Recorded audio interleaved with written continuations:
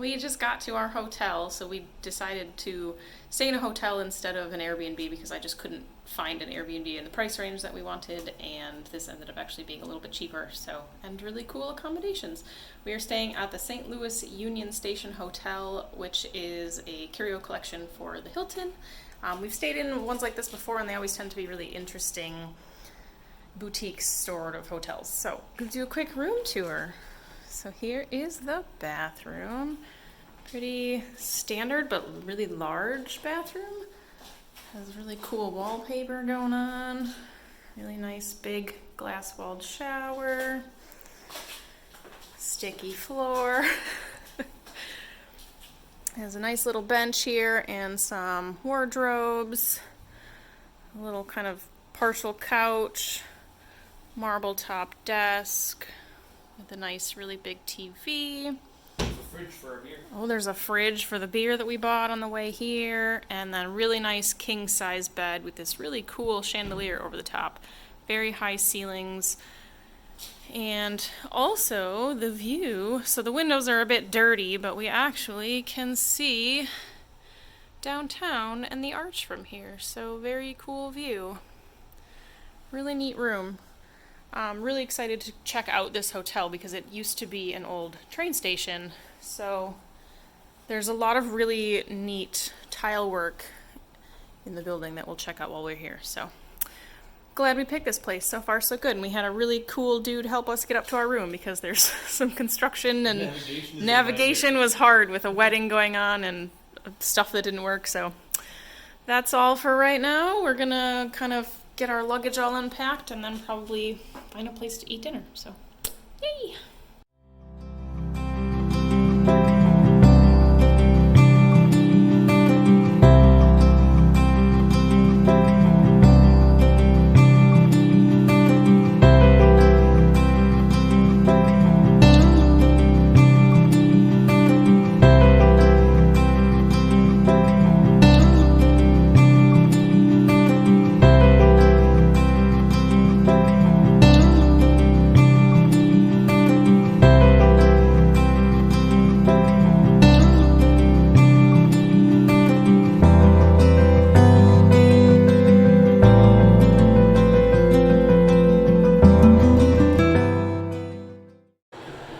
Thought this was really cool and wanted to share it. This is the elevator. It's a glass-walled elevator that's all got really cool gold finishes. We're gonna go down and check out the bar. The decor in this place is just next level. So we decided to come to the Train Shed restaurant for kind of drinks and not really dinner, but a light dinner, I guess. So our drinks came. I ordered an Aviation, which is a gin drink, so we're going to try these and see how they are. They make specialty cocktails here, so gin, yay!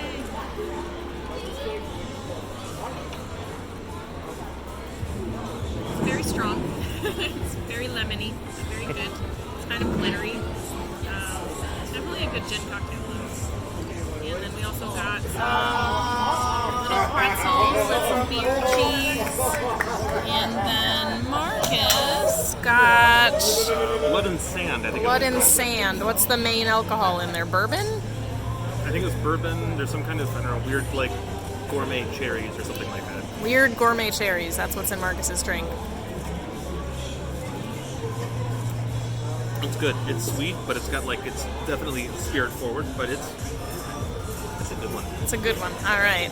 So we also ordered a margarita pizza, and we'll see how that goes. But this is a really interesting place. We're not really sure what the deal is, but there's like a pond and all these really pricey restaurants. So the place we're at is kind of expensive. There's a seafood restaurant across the way, and then a soda fountain over there.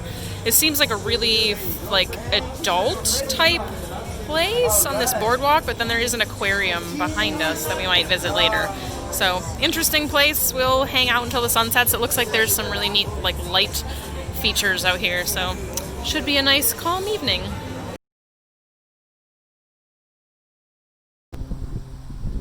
So, about 15 minutes outside of St. Louis is the Hokia Indian Mound site. And behind us, there's the Monk Mound, which is the one that you can climb. This is about a 9-acre site that you can kind of just walk around. It's got placards and things that explain a little bit. The interactive part of this area is closed right now, so everything is a self-led tour where you just kind of wander about on your own. It's honestly more like hiking grounds right now, kind of like a national park would be. Yeah. So the significance of this site is that they started building here about 700 AD? 700 AD, and the site was fully abandoned by about 1300 AD. If you've ever seen Indian mounds before, they're basically just large piles of earth. The interesting thing about this one is that all of this was apparently moved by basket loads, so it was all done with, very small movements that took decades and decades to actually build one mound. So super interesting. And this is a UNESCO World Heritage Site for culture. So if you're in the area, this is a free thing that you can just come walk around in. You don't need to pay for anything. They do take donations, but you don't have to obviously donate if you don't want to. So we are going to climb the Monk's Mound. The Monk Mound behind us. So wish us luck because we just ate a huge breakfast. So You gotta work it off. we gotta work it off so we can go have lunch. So we made it up to the top of the mound. This is Monk's Mound. And you can see the city of St. Louis far off into the distance. Marcus, I don't know if you can see these, but Marcus was pointing out that there are a bunch of hawks flying not that far up above us. Super great view from up here, though. Apparently, up at the very top terrace here, this is where the chief of the Hokia tribe lived and governed from. Definitely worth a stop if you're out in this area. After breakfast, we decided to... No, that's not after breakfast. No, that's true. That did not happen after breakfast. No. After Cahokia, we decided to go to the Missouri Botanical Gardens, which is where we are right now. It is mask required. I think it was $14 per person for entry, and it's busy, but it is a Saturday, so kind of expected to be busy. But so far, it's a really pretty garden. It's quite large, and it's been really easy to avoid other people, so that's definitely good. What do you think so far? Dinah's mostly been pointing out plants that will not fit in our house in a couple of years. No, they have a really big conservatory that has humongous plants, and I just love them. So. And then she says, like, "Oh, we have that in the living room." It's like, "Oh, that thing that's 40 feet tall, that's in the living room? Great." If we ever move, I'm gonna have to either give them away or somehow donate them. But we'll insert some footage from our visit here. It's really gorgeous. I was kind of nervous that since it is September already that there wouldn't be a lot in bloom, but there actually is a lot of interesting stuff to look at. So we're going to continue our wander through and enjoy the rest of our beautiful afternoon.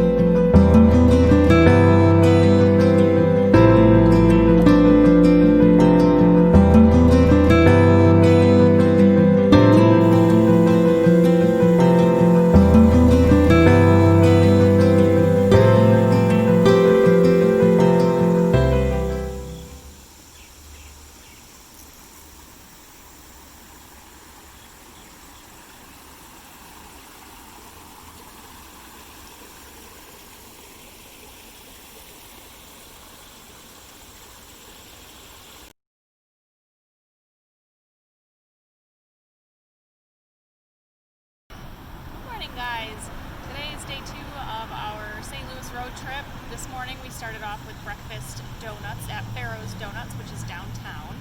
I had a lemon-topped glazed donut and Marcus got an apple fritter. They were delicious. Honestly, if you are downtown, I would highly recommend a stop at Pharaoh's. It's a limited menu, it's takeout only, but definitely worth a stop. After donuts, we decided to come to the St. Louis Arch Park and just strolling around with a lot of other people. It's quite busy today. It is a Sunday, but easy to stay socially distanced, which is great. So we've just been walking the grounds. There's a lot of paths, paved paths that you can just meander down. A lot of runners and people with their pets out. So it's a nice hot day today. We're probably not going to stay out here super long just because it's already getting very hot and muggy, but here are some shots of the arch. I think it's really an interesting monument. We're not quite sure the history of the monument. We're probably going to do some looking on that later, but also a cool stop in St. Louis and very interesting art installation and historical monument. Well, we made a very concerted effort to actually go to the zoo today. We reserved a time for 1 o'clock. We drove around for a good 45 minutes looking for a place to park and then gave up. So this park that the zoo is in also has a lot of other interesting things. There's a Korean War memorial, there are some gardens, and then there's this thing they call the Jewel Box, which is kind of like an indoor conservatory. Not the best I've ever seen, but it is a Victorian era conservatory. It has a lot of potential. It just seems they could have done more with it. Yeah. So we've walked around. It's got to be over 90 degrees and extremely humid right now. I'm not exactly sure what we're going to do. We had planned to go to the zoo this afternoon, but I don't know. Maybe we'll go get some ice cream since we didn't manage that yesterday because the wait for ice cream was about 2 hours. So maybe we'll head to a place that someone told us about and get some ice cream. Maybe see what else we can figure out for the rest of the day since it's not super late. We'll see though. So after going to the park and not getting into the zoo, we've decided to come get some ice cream. So we stopped at Ice's Plain and Fancy, and we got some boozy ice cream, I guess. Very adult Sundays. Adult ice cream Sundays. So this place would be super cool if it was normal times because they make everything to order, and I guess they use like liquid nitrogen to freeze the ice cream. So they make it like in a standard mixer as a liquid, and then they freeze the ice cream as they're making it. So apparently half of the fun is actually like watching them make what you request. So I got one that's called the OK Fine, and this is vanilla ice cream with rum chata and Fruit Loops. It was very cold, so my tongue actually feels a bit frozen at the moment, but very good. Definitely has some alcohol in there. And then Marcus got the Sazerac, which, I mean, I can definitely taste the rye in here, which I'm not usually a fan of rye, but my other alternative was a margarita slushy, which just didn't quite seem to be the point. So the Sazerac it was. So I'm not a huge fan of just like the punch of the alcohol in this one, but the actual ice cream itself, it's almost like custard. So it's like it's very thick. The texture of the ice cream is actually awesome. Yes.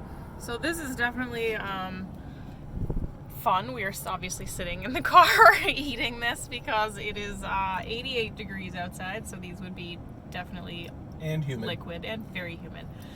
So another fun stop for us this afternoon. After ice cream, we decided to punish ourselves by being in the heat more. So we drove out about 10 to 15 minutes outside of St. Louis to the Laumeier Sculpture Park. And this park is free. It's just sort of like walking paths. There are hiking paths back in the woods, but as you can see behind me, there are a lot of different artworks scattered throughout the property that you can just go take a look at and admire. The one behind me here is called The Way by Alexander Lieberman. If we had more time and the weather was more in our favor, I definitely think this would be a really fun place to come out and go for a hike in the woods if you've got the time and the gumption to do so.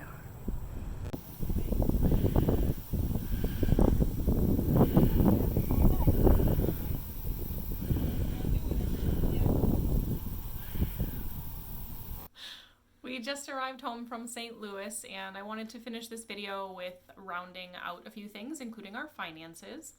So I do always travel with a small little notebook that I'll write down where we've gone, how much we've spent, especially on longer trips. It's just helpful to keep a tab on that. So for St. Louis, we stayed in the Union Station Hotel, which is owned by the Hilton.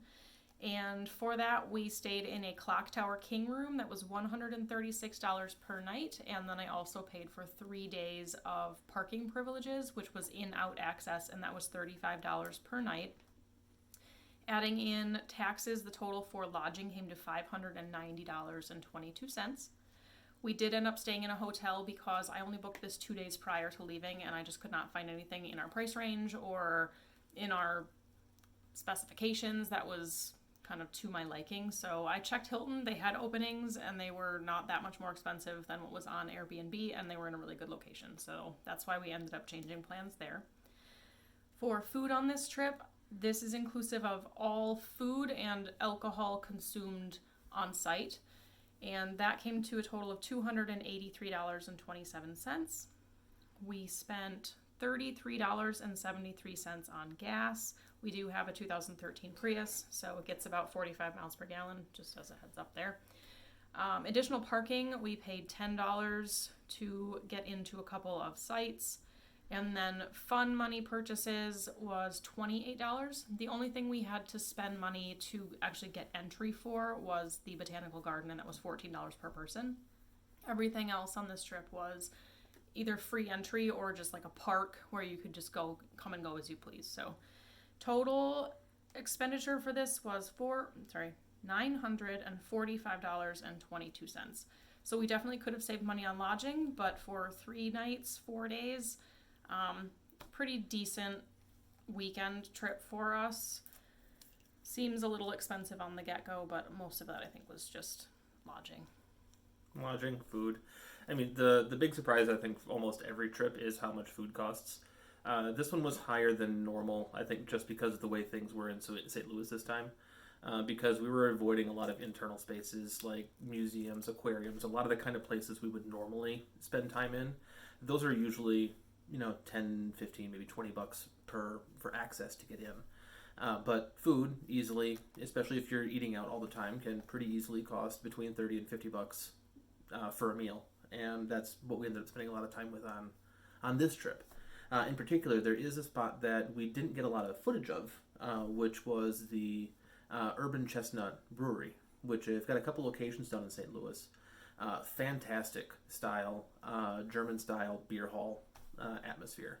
We'll try and throw some pictures up because we didn't get any footage because, quite frankly, I was a bit distracted. It was a really cool place. I have, I think, 4 cases of beer that I bought there to bring back because it's really good beer.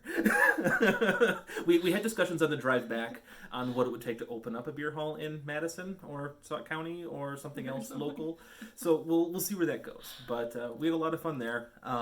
That was obviously your favorite place. That was your favorite point of the whole trip. Marcus just liked the beer. But then there was other things like the Sugar Fire barbecue.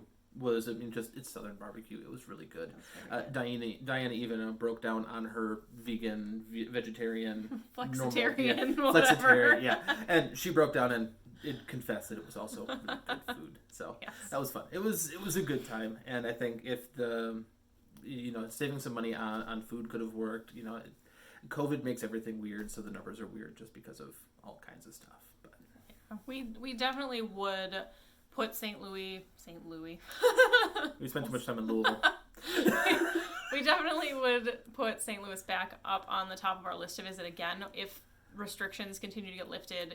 Perhaps next year or the year after we would go back. There's a lot of things to do there that we didn't unfortunately get to do just purely because of COVID. Things were closed, and we just didn't feel comfortable going to inside spaces like you mentioned. So highlight of the trip for me was definitely going to the botanical gardens. I love that type of thing to do on a trip. Go check out how other places have been configured and the different plants that they have, and definitely a highlight for me. So if you're in the Missouri area and like gardens, head to the Missouri Botanical Garden. But yeah, as Marcus said, we'll definitely be going back. We have a lot more beer to try, a lot more Missouri food to try. So if it's a place that's within driving distance to you and you would like to get out and about relatively soon, we would highly recommend this as a place to visit in the near future, even with the COVID restrictions. But once things open back up, definitely go check out St. Louis for some Midwestern charm, but also just a very vibrant city with a lot of up-and-coming areas, really nice, friendly people, great food, great beer. We had a great time.